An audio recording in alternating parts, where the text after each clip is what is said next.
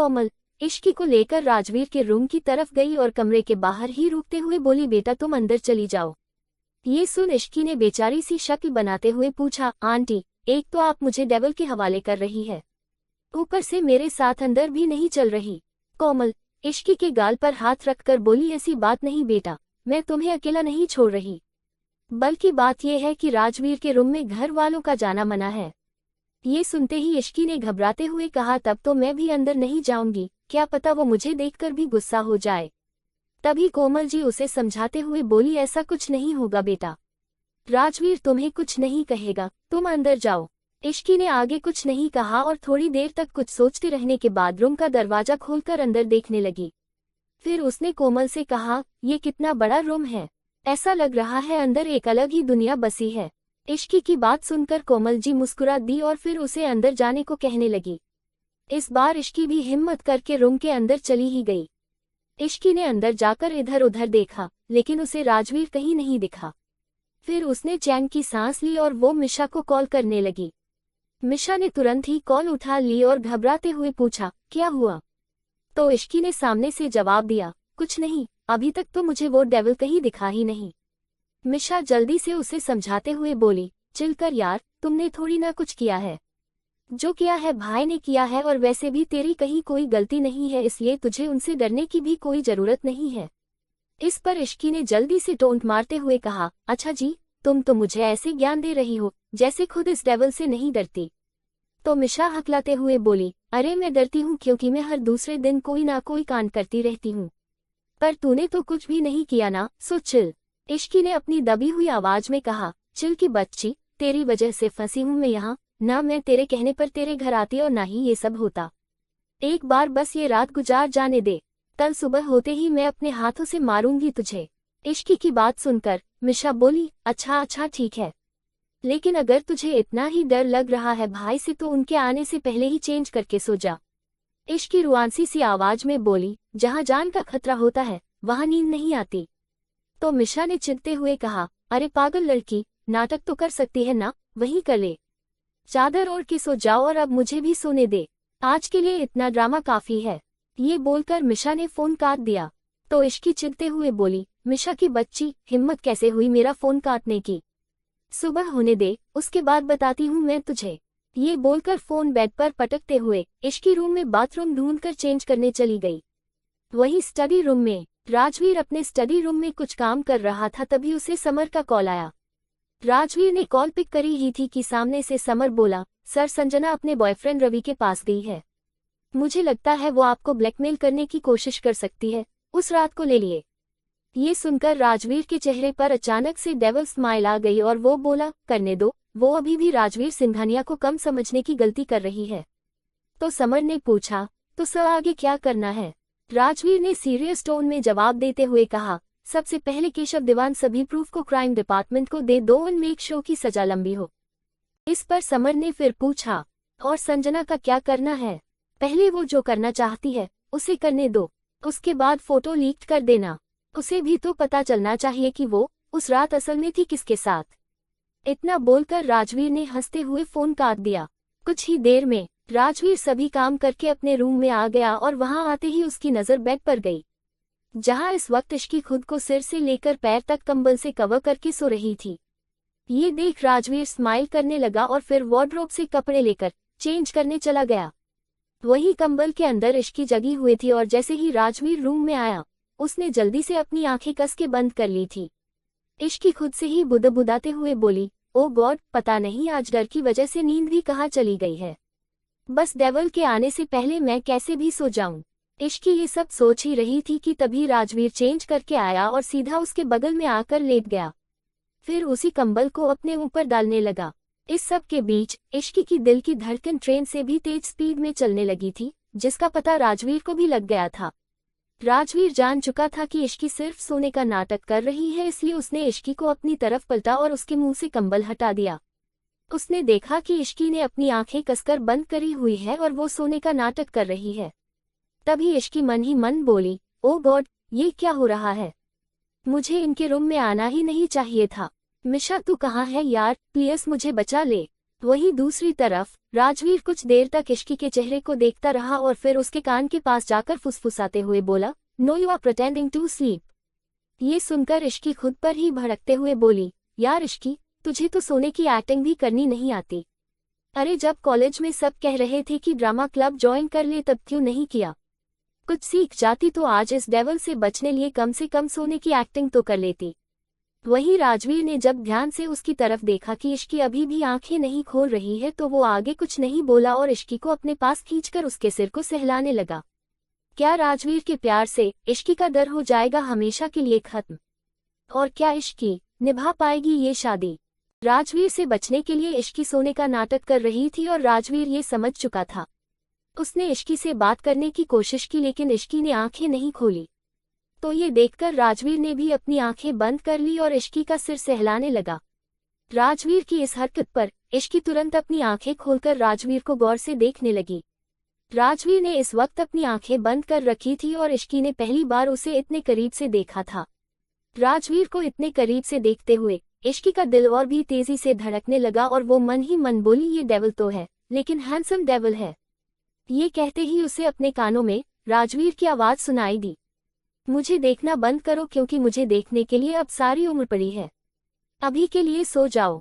राजवीर की बात सुनते ही इश्की ने घबराकर जल्दी से अपनी आंखें कसकर बंद कर ली और राजवीर ऐसे ही उसे अपनी बाहों में लेकर सो गया। फिर कुछ देर बाद इश्की भी गहरी नींद में सो गई। सुबह का वक्त राजवीर की नींद खुली ही थी कि उसकी नज़र इश्की के मासूम चेहरे पर पड़ी। इश्की सोते वक्त बहुत मासूम और प्यारी लग रही थी। राजवीर कुछ देर तक एकटक इश्की को देखता रहा। आज उसकी जिंदगी की सबसे सुंदर सुबह थी क्योंकि जिससे वो प्यार करता था वो उसकी बाहों में आराम से सो रही थी। इससे ज्यादा सुकून भरा पल राजवीर के लिए क्या हो सकता था। राजवीर ने कुछ देर इश्की को निहारा और फिर उसे धीरे से साइड में लेटाकर फ्रेश होने चला गया। लेकिन इश्की अभी भी आराम से ऐसे सो रही थी जैसे कुछ हुआ ही ना हो। थोड़ी देर बाद राजवीर फ्रेश होकर आया और उसने देखा कि इश्की अभी भी आराम से सो रही है, लेकिन अब उसकी पोजीशन उल्टी सीधी हो गई थी। ये देख राजवीर मुस्कुरा दिया और उसके पास आकर फोरहेड पर किस करते हुए प्यार से बोला, गुड मॉर्निंग प्रिंसेस। ये सुनकर इश्की स्माइल करने लगी और दूसरी तरफ पलटकर सो गई। उसे यूं आराम से सोते देख राजवीर नीचे चला गया। राजवीर ने नीचे आकर देखा कि हॉल में दादी, अर्नव और कोमल बैठे हुए थे। कोमल ने जैसे ही राजवीर को देखा तो वो प्यार से बोली, बेटा तुम बैठो, मैं ब्रेकफास्ट लगा देती हूँ। राजवीर ने थोड़ा गुस्से में जवाब दिया, इसकी कोई जरूरत नहीं है मिसेस सिंघानिया। ये कहकर राजवीर बाहर की ओर जा ही रहा था कि तभी उसकी दादी लक्ष्मी देवी बोली, तुम आज कहाँ जा रहे हो राजवीर? राजवीर रुककर बिना पलटे ही बोला, ऑफिस। तो दादी ने उसे समझाते हुए कहा, लेकिन बेटा तुम्हारी कल ही शादी हुई है और आज तुम ऑफिस जा रहे हो, अभी तो शादी की कई रस्में बाकी है। इस पर राजवीर ने पलटकर अपनी दादी की तरफ देखते हुए पूछा, क्या सी रस्में? दादी ने उसे समझाते हुए कहा, बहुत सी रस्में होती शादी के बाद, तो आज इश्की की मुंह दिखाई है। ये सुनकर राजवीर ने थोड़ा गुस्से में जवाब दिया, इश्की की मुंह दिखाई नहीं होगी, मैं नहीं चाहता इश्की के बारे में किसी को कुछ पता चले, उसके लिए ये सेफ नहीं है। राजवीर की बात से सहमत होते हुए अर्नव ने कहा, राजवीर सही कह रहा है माँ, अभी ये सब इश्की के लिए ये सही नहीं है। वो अभी बहुत छोटी है, उसमें इतनी समझदारी भी नहीं है कि वो बाहर के लोगों को हैंडल कर पाए। तो दादी ने भी कुछ सोचते हुए कहा, ठीक है, अगर तुम सब यही चाहते हो तो यही ठीक है, नहीं होगी मुंह दिखाई, लेकिन पहली रसोई की रस्म और एक पूजा करवानी है, वो तो कर सकते हैं ना? अर्नव ने जवाब दिया, हाँ ये ठीक रहेगा। तो दादी बोली, ठीक है, लेकिन हमारी नई बहू है कहाँ? तभी दादी की तरफ आती हुई मिशा ने हंसकर कहा, वो तो पक्का घोड़ा तबेला बेच के सो रही होगी। और क्या कहा आपने? रसोई की रस्म? इश्की अच्छे से पानी गर्म कर ले, वो भी मेहरबानी है। राजवीर कुछ देर तक सबकी बातें सुनने के बाद फिर से ऊपर अपने कमरे की तरफ चला गया।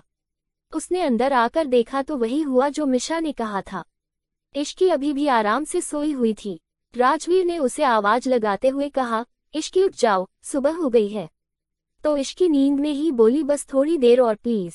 राजवीर ने एक बार फिर से जोर देते हुए कहा, नहीं इश्की, अभी उठो। जब राजवीर ने देखा कि इश्की अभी भी नहीं उठ रही है तो वो उसके पास गया और उसने इश्की के ऊपर से चादर खींच ली, जिससे इश्की गुस्से से उठकर आंखें मसलते हुए बोली, हिम्मत कैसे हुई मेरे ऊपर से चादर हटाने की? पर जैसे ही उसकी नज़र राजवीर पर पड़ी तो वो तुरंत चुप हो गई। तभी राजवीर ने उसकी तरफ तिरछी नजरों से देखते हुए पूछा, क्या कह रही थी तुम अभी? इश्की धीरे से बोली, कुछ, सॉरी वो मुझे पता नहीं था ये आप हो। राजवीर इश्की को ऐसे देखकर थोड़ा सा मुस्कुराया और फिर उसके फॉरहेड पर किस करते हुए बोला, जाओ रेडी हो जाओ, नीचे सब तुम्हारा वेट कर रहे हैं। इश्की को जैसे ही ये एहसास हुआ कि अभी अभी राजवीर ने उसे किस किया है तो उसे थोड़ा अजीब फील हुआ और वो जल्दी से बेड से उठकर रूम से बाहर जाने लगी। उसको बाहर जाता देख राजवीर ने कंफ्यूज होते हुए उससे पूछा, अब तुम कहाँ जा रही हो? तो इश्की ने रुककर राजवीर की तरफ देखते हुए कहा, वो मिशा के रूम में फ्रेश होने जा रही हूँ, मेरे कपड़े वही हैं ना। राजवीर आगे कुछ कहता उससे पहले ही दरवाजा पर किसी ने नॉक किया, तो राजवीर ने उस ओर देखे बिना ही अंदर आने की परमिशन दे दी। तभी एक सर्वेंट हाथ में एक थाल पकड़े हुए अंदर आई और अंदर आते ही बोली, सर, ये बड़ी मैम ने इश्की मैम के लिए भेजा है और कहा है कि वो आज यही पहनेंगी। ये सुन राजवीर ने एक नज़र उस थाल में रखे कपड़ों को देखा और फिर बोला, ठीक है, इसे यहाँ रख दो। उसकी बात सुनकर वो सर्वेंट सामान रखकर वहां से चली गई। उसके जाते ही राजवीर ने इश्की से कहा, अब तो तुम्हारी प्रॉब्लम सॉल्व हो गई, अब जाओ और जल्दी से रेडी हो जाओ। इश्की ने राजवीर की बात सुनी और उस थाल में रखी हुई साड़ी की तरफ देखकर मन में बोली, प्रॉब्लम सॉल्व हुई है कि और बढ़ गई है? मुझे तो साड़ी पहनना ही नहीं आता, अब मैं क्या करूं? मिशा को बुला लूं? ये कहते हुए इश्की कुछ सोचने लगी और फिर खुद से ही बोली, नहीं, मिशा को बुलाया तो जितना मुझे आता है वो भी भूल जाऊंगी। ओ गॉड, कहाँ फंसा दिया आपने मुझे। आखिर राजवीर लोगों से क्यों छुपाना चाहता है इस शादी को? क्या राजवीर करेगा इश्की की साड़ी पहनने में मदद? कैसे निकलेगी इश्की इस जंजाल से? कुछ देर बाद इश्की फ्रेश होकर बाहर आई और रूम में चारों तरफ देखने लगी। रूम में राजवीर को ना पाकर इश्की ने चैन की सांस ली और बैठकर यूट्यूब पर साड़ी पहनने की वीडियो देखने लगी। कुछ ही देर में वीडियोस की मदद से इश्की ने जैसे तैसे साड़ी पहन ली और फिर आईने में खुद को देखकर बोली, साड़ी तो ठीक ठाक पहन ली है तूने इश्की, लेकिन अभी भी थोड़ा अजीब लग रहा है। चल कोई ना, बाहर जाकर कोमल आंटी से कहूंगी तो वो अच्छे से पहना देंगी। फिर इश्की खुद को अच्छे से रेडी करने लगी और तैयार होकर रूम से बाहर चली गई। बाहर जाते ही उसकी नज़र कोमल पर गई तो वो कोमल के पास जाकर बोली, आंटी आपने मुझे ये साड़ी क्यों दी? मुझे तो साड़ी पहननी ही नहीं आती है। अब वीडियो देखकर जैसे तैसे पहन तो ली है मैंने ये, लेकिन मुझे डर है कि ये खुल ना जाए। ये सुन कोमल ने ऊपर से नीचे तक इश्की को गौर से देखा। इश्की रेड कलर की साड़ी में बहुत खूबसूरत लग रही थी। इश्की को अच्छे से देखने के बाद कोमल मुस्कुराकर बोली, बेटा तुम बहुत प्यारी लग रही हो, लेकिन साड़ी को बस थोड़ा सा ठीक करना पड़ेगा, चलो मेरे साथ। ये कहते हुए वो इश्की को लेकर अपने रूम में चली गई और उसकी साड़ी ठीक करने लगी। उसके बाद कोमल ने अपनी वार्डरोब से एक ईयररिंग सेट निकालकर इश्की को देते हुए कहा, ये लो, ये पहन लो। इश्की ने कोमल का दिया हुआ वो ईयररिंग सेट लेकर पहन लिया और कोमल के साथ नीचे चली गई। जैसे ही इश्की नीचे आई, मिशा उसके के पास आकर उसे छेड़ते हुए बोली, क्या बात है इश्की? ऊप्स भाभी। ये सुनकर इश्की ने उसको घूर कर देखते हुए कहा, तुझे तो मैं बाद में बताती हूँ। तभी कोमल इश्की से बोली, इश्की बेटा तुम्हारी शादी के बाद आज पहला दिन है, तो तुम सबका आशीर्वाद ले लो। ये सुन इश्की ने हाँ में गर्दन हिलाए और फिर सबके पैर छूकर आशीर्वाद लेने लगी। तभी दादी इश्की की तरफ देखते हुए बोली, इश्की आज तुम्हें पहली रसोई की रस्म करनी है, तो कुछ मीठा बना लो। ये सुनते ही इश्की की आंखें बड़ी हो गई। ये देख मिशा हंसते हुए दादी की तरफ देखकर बोली, ज्यादा कुछ नहीं तो हलवा बना लो, नहीं आता तो रेसिपी देखकर बना लो। तभी कोमल बीच बचाव करते हुए बोली, माँ मैं बना देती हूँ हलवा, इश्की करछी चला देगी तो रस्म पूरी हो जाएगी। ये सुनते ही इश्की ने हाँ में गर्दन हिला दी। तो दादी ने कहा, नहीं कोमल, सबके हाथों का स्वाद अलग होता है और मुझे जानना है कि इश्की के हाथों के खाने का स्वाद कैसा है, इसलिए हलवा इश्की ही बनाएगी। तभी मिशा एक बार फिर से हंसते हुए बोली, फिर तो ले लिया दादी आपने खाने का स्वाद। तो दादी ने उसे चुप कराते हुए कहा, तुम चुप करो और मैं तो बोलती हूँ तुम भी सीख लो, कम से कम हलवा बनाना तो सबको आना ही चाहिए। दादी की बात सुनकर मिशा ने मुंह बना लिया। वहीं कोमल इश्की को लेकर किचन में चली गई और उसने इश्की को सब कुछ अच्छे से समझा दिया। कुछ देर बाद इश्की सूजी का हलवा बना रही थी कि तभी मिशा ने पूछा, क्या बना रही है? इश्की ने चिढ़ते हुए जवाब दिया, बेवकूफ बना रही हूँ। मिशा बोली, अरे तो तू चिढ़ क्यों रही है? मॉम ने तो तुझे समझाया तो दिया ना कि कैसे बनाना है, बस वैसे ही बना दे, और वैसे भी दादी को मीठा मना है, वो एक स्पून ही खाएंगी। इश्की एक बार फिर से चिढ़ते हुए बोली, तो क्या मैं सिर्फ एक ही स्पून बनाऊं? ओ गॉड, मैं यहाँ से चली क्यों नहीं गई? ना मैं यहाँ रहती और ना ही इस शादी में फंसती। तभी मिशा उसे टोकते हुए बोली, अरे तू फिर से वही बात क्यों कर रही है? तो इश्की ने गुस्से से पूछा, तो और क्या कहूँ? पहले मुझे उस डेविल का सामना करना पड़ा, फिर ये साड़ी की आफत और अब ये हलवा। ऐसा लग रहा है जैसे मैं ही मरी जा रही थी उससे शादी के लिए। जिसने की है ये शादी उससे करवाए ना ये सब। तो मिशा भी सोचते हुए बोली, हाँ यार, सारी रस्में लड़कियों के लिए ही क्यों होती है? लड़कों से भी तो कुछ करवाना चाहिए। इस पर बात बदलते हुए इश्की ने कहा, अच्छा ये सब छोड़, मुझे बस 2 मिनट का काम है, तू इसे देख, मैं अभी आती हूँ। ये बन गया है, तू बस थोड़ा ध्यान दे देना। ये सुन मिशा ने ठीक है कहा तो इश्की वहां से चली गई। गैस अभी भी ऑन था क्योंकि थोड़ा सा हलवा बनना अब भी बाकी था, जिसे देखकर मिशा खुद से बोली, एक बार टेस्ट कर लेती हूँ, कहीं इसने कुछ गड़बड़ तो नहीं की है। ये सोचकर मिशा ने हलवा टेस्ट किया तो उसे पता चला कि इश्की ने उसमें चीनी डाली ही नहीं है, इसलिए मिशा ने उसमें 4 स्पून चीनी डाल दी और उसे अच्छे से मिलाकर टेस्ट करते हुए बोली, हाँ अब ठीक है। तभी मिशा को कुछ याद आया और वो गैस बंद करके किचन से बाहर चली गई। वहीं दूसरी तरफ कोमल ने जब इश्की को हॉल में देखा तो वो उससे पूछने लगी, बेटा हलवा बन गया क्या? इश्की हाँ में सिर हिलाते हुए बोली, हाँ बन तो गया है आंटी, लेकिन मुझे अभी याद आया कि मैं उसमें चीनी डालना ही भूल गई। तो कोमल ने उसे समझाते हुए कहा, कोई बात नहीं बेटा, अब डाल दो। तभी इश्की बोली, हाँ आंटी, मुझे बस थोड़ा सा कुछ काम है, तो मैं बस 2 मिनट में करती हूँ। ये कहते हुए वो वहां से चली गई। इश्की को जाते देखकर कोमल खुद से बोली, ये कहीं फिर से न भूल जाए, मैं ही जाकर हलवे में चीनी डाल देती हूँ। कोमल किचन में गई और उसने गैस ऑन करके हलवे में 4 स्पून चीनी डालकर अच्छे से मिक्स कर दिया। फिर वो गैस बंद करके किचन से बाहर चली गई। कुछ ही देर बाद इश्की वापस किचन में आई तो उसने देखा कि वहां कोई नहीं था। ये देखकर वो खुद से ही बोली, मिशा को मैंने यही रहने को कहा था, तो वो कहाँ चली गई? अब मैं क्या करूं? खैर ये सब छोड़ो, पहले मैं हलवे में चीनी डाल देती हूँ। इतना सोचते ही इश्की ने भी हलवे में 4 to 5 स्पून चीनी डाल दी। तो क्या होगा जब घर वाले खाएंगे इश्की का बनाया हलवा? और कैसे निकालेगी इश्की खुद को इन सब मुसीबतों से बाहर? इधर सब लोग ब्रेकफास्ट करके हॉल में बैठकर बात कर रहे थे। तभी इश्की हलवा लेकर आई और उसने सब लोगों को सर्व कर दिया। सबको हलवा देने के बाद इश्की रुककर उनके रिस्पॉन्स का वेट करने लगी। लेकिन जैसे ही सभी ने पहला निवाला खाया सबकी आंखें हैरानी से बड़ी हो गई। हलवा खाते हुए मिशा मन ही मन खुद से बोली, मैंने तो ठीक से चीनी डाली थी, फिर ये हलवा चाशनी कैसे बन गया? कहीं बाद में इश्की ने भी तो चीनी नहीं डाल दी। मिशा बेटा चुप ही रहना और इश्की को मत बताना कि तूने चीनी डाली थी, नहीं तो ये तुझे जिंदा नहीं छोड़ेगी। वहीं कोमल ने भी सोचते हुए कहा, अरे ये क्या हो गया? लगता है इश्की ने भी चीनी डाल दी थी, लेकिन फिर भी ये इतना ज्यादा मीठा कैसे हो गया? वही बाकी लोगों को समझ नहीं आ रहा था कि वो कैसे रिएक्ट करें। तभी उनके कान में इश्की की आवाज सुनाई दी, क्या हुआ? आप लोगों ने बताया नहीं कि हलवा कैसा बना है? मैंने पहली बार कुछ बनाया है।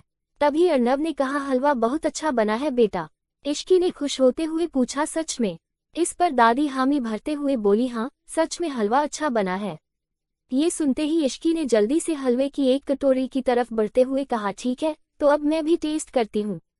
जैसे ही इश्की ने ये कहा सभी घरवाले एक साथ चिल्लाते हुए बोले, नहीं। और इश्की शॉक्ड होकर सभी को देखने लगी। तभी रूही बोली, अरे इश्की तुम अभी कैसे खा सकती हो?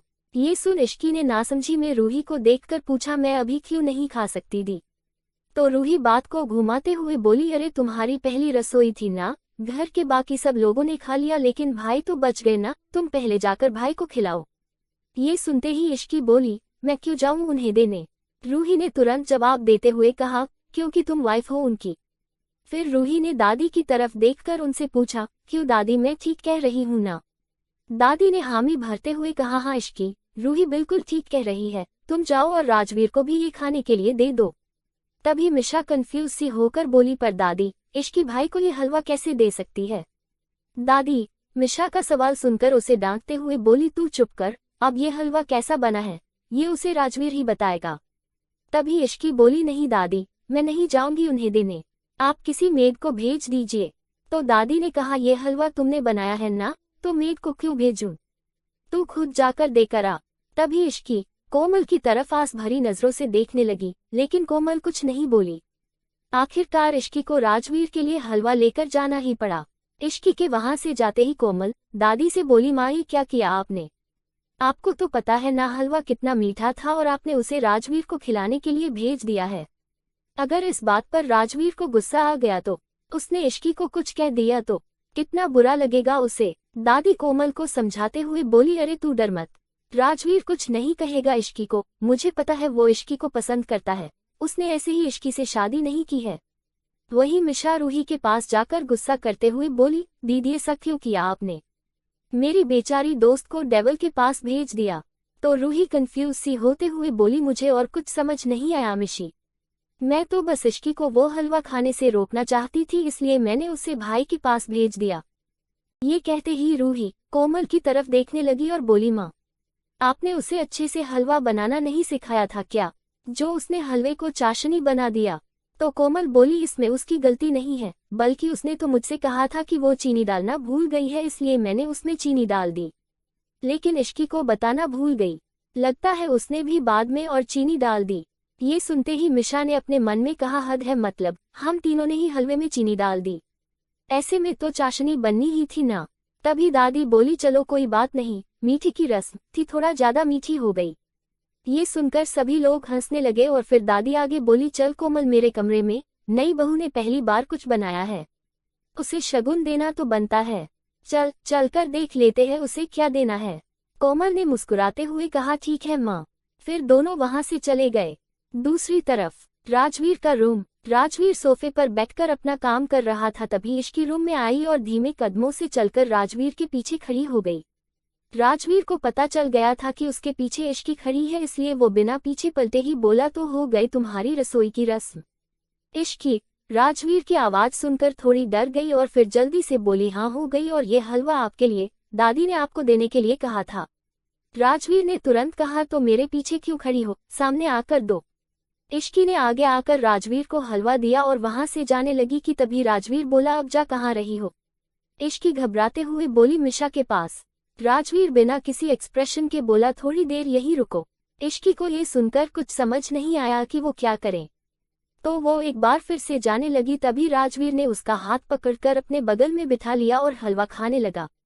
उसने जैसे ही पहला निवाला खाया, वैसे ही उसके मुंह में चाशनी का स्वाद भर गया, जो इतना मीठा था कि राजवीर को अपने मुंह में चाशनी घुलती हुई महसूस हो रही थी। तभी राजवीर ने हलवा खाते ही इश्की की तरफ देखकर पूछा, ये तुमने बनाया है? इश्की ने हाँ में गर्दन हिला दी। तो राजवीर ने फिर से पूछा, तुमने इसे टेस्ट किया? ये सुन इश्की ने ना में सिर हिला दिया और फिर थोड़ी हिम्मत करके पूछा, कैसा बना है? तो राजवीर सीरियस टोन में बोला, तुम खुद ही टेस्ट कर लो। ये कहते हुए राजवीर ने अपने हाथों से इश्की को एक निवाला खिला दिया। जैसे ही इश्की ने उसे खाया, वो तुरंत पानी पीने लगी और बोली, ये तो कितना मीठा है। राजवीर प्यार से इश्की की आंखों में देखते हुए बोला, हाँ कुछ ज्यादा ही मीठा है। ये कहते ही राजवीर फिर से हलवा खाने लगा। उसे ऐसा करते देख इश्की ने उसे रोकते हुए कहा, अरे आप इसे क्यों खा रहे हैं, ये बहुत ज्यादा मीठा है। इश्की की बात सुनकर राजवीर ने उसकी तरफ देखा और फिर प्यार से कहा, तो क्या हुआ, बनाया तो तुमने ही है ना, इतना काफी है मेरे लिए। ये कहते हुए राजवीर ने कुछ ही मिनटों में पूरा हलवा खा लिया। क्या पहली रसोई की ये रस्म ले आएगी इश्की और राजवीर को एक दूसरे के करीब। मिशा का रूम। इश्की मिशा को पकड़ने के लिए उसके पीछे भागते हुए बोली, रुक मिशा की बच्ची, अभी तुझे बताती हूँ, मेरे बनाए हलवे को चाशनी बना दिया तूने। मिशा अपनी सफाई देते हुए बोली, यार कसम से इसमें मेरी कोई गलती नहीं थी, मैंने तो बिल्कुल ठीक चीनी डाली थी, लेकिन फिर तूने और मॉम ने भी उसमें चीनी डाल दी और वो हलवा चाशनी बन गया। ये सुनते ही इश्की बोली, तो कम से कम मुझे तब तो बता देती, जब मैं हलवा उस डेविल के पास लेकर जा रही थी, तब क्यों नहीं बताया तूने मुझे? मिशा ने इश्की से बचने के लिए भागते हुए कहा, यार अगर मैं उस टाइम तुम्हें कुछ कहती तो दादी मुझे नहीं छोड़ती। इश्की मिशा को पकड़कर उसे मजाक से मारने लगी कि तभी कोमल जी रूम के अंदर आते हुए बोली, अरे ये क्या हो रहा है, क्यों लड़ रही हो तुम दोनों? मिशा तुरंत कोमल जी के पीछे छिपते हुए बोली, मॉम इश्की को बताओ कि हलवे में आपने भी चीनी डाली थी। ये सुनकर कोमल ने हैरानी से पूछा, आपने भी मतलब, और किसने किसने डाली थी? तभी इश्की बोली, इस मिशा की बच्ची ने। तो कोमल ने सोचते हुए कहा, तभी इतना ज्यादा मीठा हो गया था हलवा। खैर छोड़ो इन बातों को। इश्की, ये लो, ये तुम्हारी पहली रसोई का गिफ्ट है। इश्की गिफ्ट की तरफ हैरानी से देखते हुए बोली, अरे आंटी, इसकी क्या जरूरत है। कोमल ने इश्की को समझाते हुए कहा, जरूरत थी इश्की, अब तुम इस घर की बहू हो। ये सुन मिशा ने कोमल से सवाल करते हुए कहा, मॉम वैसे ये है क्या। कोमल ने स्माइल करते हुए जवाब दिया, ये हमारा पुश्तैनी हार है और आज मैं इसे इश्की को दे रही हूँ। ये सुनते ही इश्की बोली, नहीं आंटी, मैं इतना महंगा तोहफा नहीं ले सकती। तभी कोमल ने एक बार फिर से अपनी बात रिपीट करते हुए कहा, इश्की, मैं तुमसे कितनी बार कहूँ कि तुम अब इस घर की बड़ी बहू हो। इस घर पर तुम्हारा भी उतना ही अधिकार है जितना औरों का, और आज से ये हार भी तुम्हारा ही है। ये कहते हुए कोमल ने उस हार को इश्की को दे दिया और वो रूम से बाहर चली गई। फिर कुछ ही देर में मिशा और इश्की आराम से बैठकर बातें करने लगी। तभी दोनों के फोन पर एक नोटिफिकेशन आया जिस पर लिखा था कि 2 दिन बाद उनका कॉलेज ओपन हो जाएगा। ये मैसेज देखकर वो दोनों ही खुश हो गई। तभी इश्की सुकून की सांस लेते हुए बोली, फाइनली कॉलेज ओपन हो रहा है, अब हम कम से कम 9 से 5 कॉलेज में रह पाएंगे तो थोड़ा ड्रामा कम होगा लाइफ में। मिशा ने भी हामी भरते हुए कहा, सही में यार, इन दिनों हर रोज कुछ ना कुछ हो ही रहा है, हर दिन कोई ना कोई नया ड्रामा हो जाता है। दोनों यूं ही बातें कर रहे थे कि तभी रूही वहां आकर बोली, तुम दोनों के लिए एक गुड न्यूज है, मैं भी तुम दोनों का कॉलेज ज्वाइन करने वाली हूँ as a director of drama club.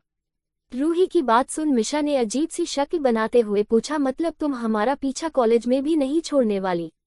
ये सुन रूही थोड़ा गुस्सा दिखाते हुए बोली, ओह हेलो, भूलो मत कि तुमसे पहले वो कॉलेज मेरा था। मिशा ने तपाक से जवाब दिया था, लेकिन अब नहीं है। वो दोनों लड़ ही रहे थे कि तभी इश्की बोली, दी अच्छा है कि आप ड्रामा क्लब की डायरेक्टर बन गई, अब आप मुझे भी एंट्री दिला देना प्लीज। इस पर रूही ने मुस्कुराकर कहा, क्यों नहीं इश्की, तुम आ जाना ऑडिशन देने। उन तीनों ने कुछ देर तक और बातें की और उसके बाद इश्की अपने रूम में चली गई। इस वक्त राजवीर अपने स्टडी रूम में काम कर रहा था। वहीं इश्की जाकर आराम से बेड पर लेट गई और खुद से ही बोली, यार ये बेड कितना मस्त है, कितनी अच्छी नींद आती है इसमें, और खुशबू भी कितनी अच्छी है इस रूम में। वैसे कुछ भी कहो, उस डेविल की भी स्मेल अच्छी है। तभी राजवीर स्टडी रूम से बाहर आया और उसने इश्की की सारी बातें सुन ली। ये सब सुनकर उसके चेहरे पर स्माइल आ गई और फिर वो धीरे धीरे चलकर इश्की के पास आ गया। उसके करीब आकर बैठते हुए राजवीर ने उससे पूछा, कुछ कह रही थी क्या तुम मेरे बारे में। राजवीर की आवाज सुनते ही इश्की हड़बड़ाकर बोली, नहीं तो, मैंने तो कुछ नहीं कहा। आपने कुछ सुना क्या। राजवीर ने हल्का सा मुस्कुराते हुए कहा, मैं सुन नहीं पाया, तभी तो पूछ रहा हूँ। ये सुन इश्की ने राहत की सांस लेते हुए जवाब दिया, नहीं, मैंने कुछ नहीं कहा। राजवीर कुछ सोचते हुए बोला, चलो ठीक है, मान ली तुम्हारी बात। फिर कुछ ही मिनटों में वो अपनी बात को आगे बढ़ाते हुए बोला, अच्छा एक बात बताओ, तुम मुझे क्या कहकर पुकारती हो। ये सवाल सुनते ही इश्की कंफ्यूज होकर उसे देखने लगी, तो राजवीर ने जोर देते हुए कहा, बताओ। तो इश्की कंफ्यूज होकर बोली, मिस्टर सिंघानिया। इश्की का जवाब सुनकर राजवीर ने कहा, हाँ, ये तो तुम मुझे मेरे सामने कहती हो। ये कहते हुए राजवीर इश्की के एकदम करीब जाकर बैठ गया, जिससे इश्की को घबराहट होने लगी। साथ ही उसे एक अलग सी फीलिंग भी आने लगी। लेकिन राजवीर ने अपनी बात को जारी रखते हुए कहा, जब मैं तुम्हारे सामने नहीं रहता तब तुम मुझे क्या कहकर बुलाती हो। ये सुन इश्की ने डरते हुए राजवीर को देखा और फिर नजरें झुकाकर धीमी सी आवाज में कहा, तब भी मैं आपको मिस्टर सिंघानिया ही बुलाती हूँ। राजवीर तुरंत उसे टोकते हुए बोला, नहीं प्रिंसेस, सच बताओ मुझे। इससे पहले कि इश्की कुछ कहती, राजवीर इश्की के फेस पर आ रहे बालों को उसके कान के पीछे करने लगा। इश्की इस पूरे टाइम में चुपचाप बैठी हुई थी क्योंकि उसे कुछ भी समझ नहीं आ रहा था कि वो कैसे रिएक्ट करे। राजवीर ने इश्की से फिर पूछा, बताओ इश्की, क्या कहती हो मुझे। इश्की हकलाते हुए बोली, वो मैं। इश्की इससे आगे कुछ कहती कि तभी राजवीर ने कहा, हाँ मैं सुन रहा हूँ, बोलो। फिर इश्की ने धीमी सी आवाज में कहा, डेविल। ये कहते ही इश्की ने डर कर अपनी आंखें बंद कर ली। राजवीर इश्की को ऐसे देखकर मुस्कुरा दिया और उसने पूछा, डेविल, मैंने भला ऐसा कौन सा काम किया है जो तुम मुझे डेविल बुलाती हो। राजवीर की बात सुनकर इश्की ने अपनी आंखें खोली और उसे देखने लगी। फिर मन ही मन बोली, पूरा दिन तो डेविल सी शक्ल बनाकर घूमते हैं, जब देखो लोगों पर गुस्सा उतारते रहते हैं और अभी शरीफ बन रहे हैं। इश्की से अपने लिए डेविल नाम सुनकर क्या होगा राजवीर का रिएक्शन। क्या इनकी ये खट्टी मीठी नोकझोंक ले लेगी प्यार का रूप। पार्ट 2 की कहानी सुनने के लिए कृपया हमारे चैनल हिंदी कहानियां रिया को सब्सक्राइब कर लीजिए और नोटिफिकेशन ऑन कर लीजिए ताकि नेक्स्ट वीडियो का नोटिफिकेशन आपको मिल सके। और एक छोटा सा कमेंट जरूर कर दें। धन्यवाद।